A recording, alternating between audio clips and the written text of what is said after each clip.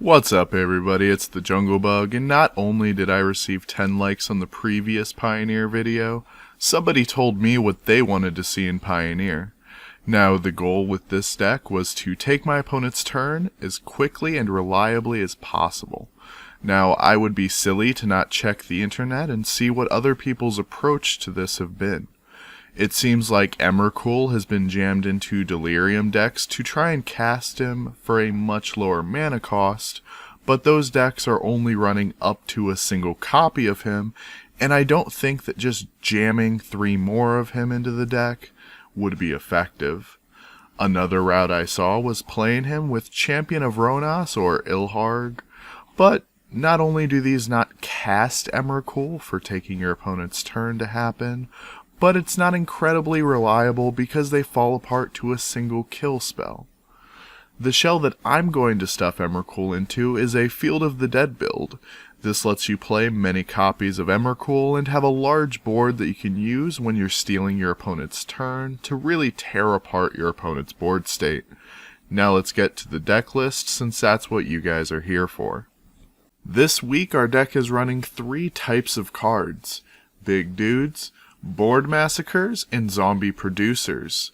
The Board Massacres are going to be 3 Kozilek's Return because it can deter early aggro strategies or annihilate an entire mid-range board once we cast our Big Dude.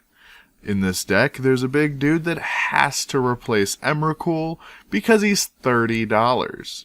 The replacement is Worldbreaker because its additional interaction for artifacts, enchantments, and problematic lands are pretty good. He's also usually a 3/3 elk that can be brought back from the graveyard because if they can get through that 7 toughness, they probably can't do it twice. Oh, Oko turns things into elks as a +1? My bad, guys. He's forever a 3/3 elk. But it's okay because this is why I chose this shell for Oko the Gathering. The zombie makers are 4 Arboreal Grazer, 4 Elvish Rejuvenator, 4 Golos, 4 Circuitous Route, 4 Growth Spiral, and 4 Hour of Promise. I doubt any of this is coming as a surprise. Grazer and Growth Spiral are low drop things that help you play the 5-land hand that you keep. Elvish Rejuvenator, Golos, and Hour of Promise helps find Field of the Dead from the deck, and Circuitous Route grabs 2 unique names from the deck. Now there's 30 more sorcery speed spells that you can play once per turn and produce zombies, and some of them do other things as well. The first important thing to note is you're able to run 21 uniquely named land, so it's likely that you're going to get zombies every game. Circuitous Route is in here, so it would not be a waste to include guild gates. We're running 1 copy of all 10 of them and a Maze's End. This works so well with Field of the Dead. You can activate Maze's End to grab a gate from your deck and it comes into the battlefield so you get zombies. Then it sends itself back to your hand so you can then replay that land and produce even more zombies.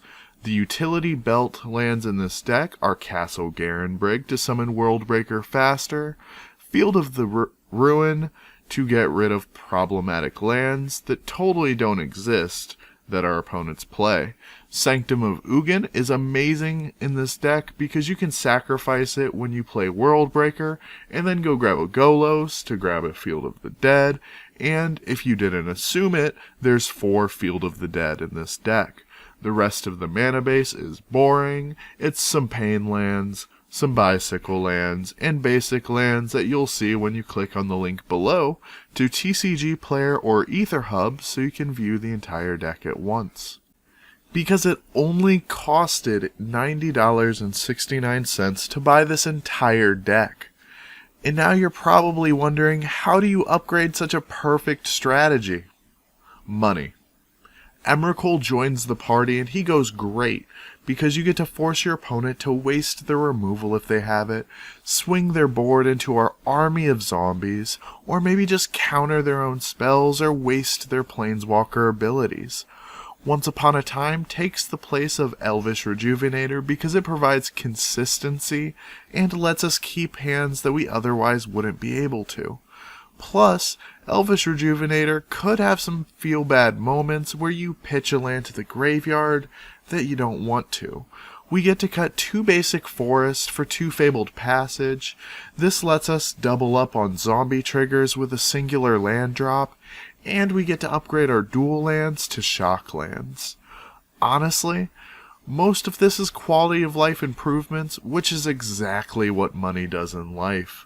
At the time of recording, all of these upgrades brings the deck up to $357.78. There's a link below if you'd like to check it out. Sideboarding is always hard because you have to make so many different decisions. This deck is even harder because you're running 5 colors. But I'll help you out and give you some direction. Scavenger Grounds is a great anti-graveyard card that costs below $1. It's a tutor role effect in this deck, so no graveyard deck should have a fun time playing against you. Back to Nature would be a sweet card against enchantments. Vandal Blast kills all artifacts. Supreme Verdict, Kaya's Wrath, or Time Wipe are all sweet board wipes depending on what you want to accomplish. Crucible of Worlds can help recur Field of the Dead if they run land destruction, but there's also Renegade Rallier that'll do that for 25 cents. Elder Spell can destroy all planeswalkers on the field, and Hour of Revelation can hopefully wipe the board for 3 mana.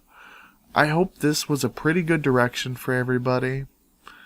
Like always, I appreciate anybody that watched the video this far, and if you want to see a Pioneer deck be brewed up and displayed to the world, comment down below so I know what you want to see.